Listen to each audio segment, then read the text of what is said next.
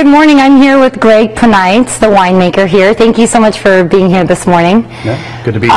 Earlier, we were in the winery and out into the vineyard where we were talking about when you guys decide to harvest.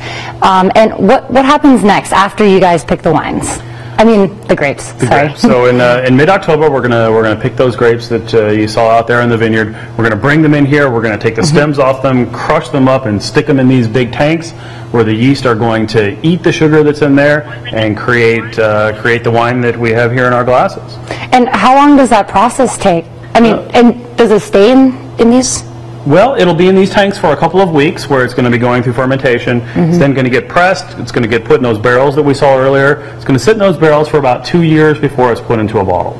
So earlier when we were in the vineyard, you were telling me that color makes a big difference. Does that make a big difference in taste as well? That's right. You know, once the color is developed in the grape, well, essentially the color that we see here in the glass is the same color that was being developed out there in the grapes as well.